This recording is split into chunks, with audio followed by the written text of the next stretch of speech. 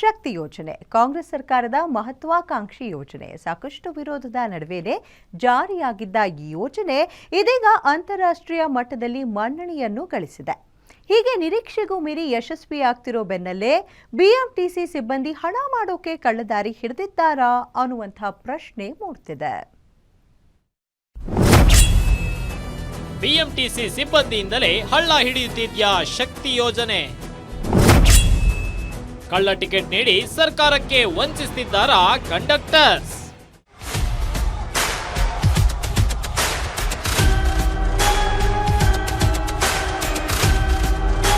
ಕಾಂಗ್ರೆಸ್ ಸರ್ಕಾರದ 5 ಗ್ಯಾರಂಟಿ ಯೋಜನೆಗಳಲ್ಲಿ ಅತ್ಯಂತ ಯಶಸ್ವಿಯಾಗಿರೋ ಯೋಜನೆ ಅಂದ್ರೆ ಶಕ್ತಿ ಯೋಜನೆ. ಸರ್ಕಾರಿ ಬಸ್ಗಳಲ್ಲಿ ಉಚಿತವಾಗಿ ಪ್ರಯಾಣ ಮಾಡುವ ಯೋಜನೆ ಇದಾಗಿದ್ದು ಗಿನ್ನಿಸ್ ಬುಕ್ ಆಫ್ ರೆಕಾರ್ಡ್ಗೂ ಪಾತ್ರವಾಗಿದೆ.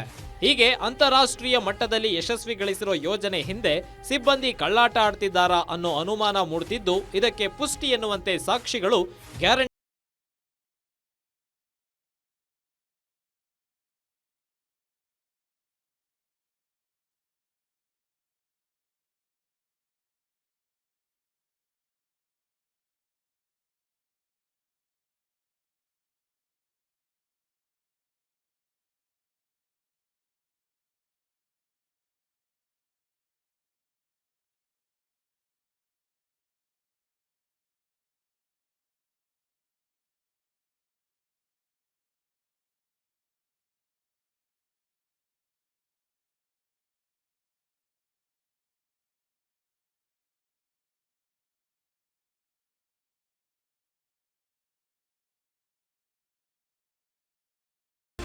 ಶಕ್ತಿ ಯೋಜನೆ ಹೆಸರಲ್ಲಿ ವಂಚನೆಯಾಗ್ತಿದೆ ಅನ್ನೋ ಆರೋಪಗಳಿದ್ವು. ಆದ್ರೆ ಅದಕ್ಕೆ ಸಾಕ್ಷಿಗಳು ಸಿಕ್ಕಿರ್ಲಿಲ್ಲ. ಇದೀಗ ಸಾಕ್ಷಿಗಳು ಸಿಕ್ಕಿವೆ. 11 ಗಂಟೆ 57 ನಿಮಿಷ 49 ಸೆಕೆಂಡಿಗೆ ಮೆಜೆಸ್ಟಿಕ್ ನಿಂದ ಮಲ್ಲೇಶ್ವರಂ 11ನೇ ಕ್ರಾಸ್ಗೆ ಶಕ್ತಿ ಯೋಜನೆ ಅಡಿ 5 ಟಿಕೆಟ್ ನೀಡಿದ್ದ ಕಂಡಕ್ಟರ್ ಇದಾಗಿ ಕೇವಲ 12 ಸೆಕೆಂಡ್ಗೆ ಅಂದ್ರೆ 11 ಗಂಟೆ 58 ನಿಮಿಷ 1 ಸೆಕೆಂಡ್ಗೆ ಸೆಂಟ್ರಲ್ ನಿಂದ ಮಲ್ಲೇಶ್ವರಂ 11ನೇ ಕ್ರಾಸ್ಗೆ ಟಿಕೆಟ್ ನೀಡಿದ್ದಾರೆ. ಅದು 5 ಜನ ಮಹಿಳಾ ಪ್ರಯಾಣಿಕರಿಗೆ.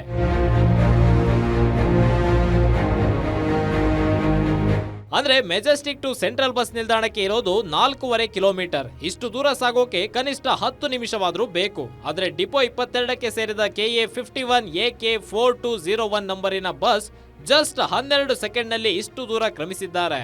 ಎಲ್ಲೂ ನಿಲ್ಲಿಸದೆ ರಾಕೆಟ್ ವೇಗದಲ್ಲಿ ಬಂದ್ರೆ ಮಾತ್ರ 12 ಸೆಕೆಂಡ್ಗೆ 4.5 ಕಿಲೋಮೀಟರ್ ದೂರ ಸಾಗಿಸಬಹುದು.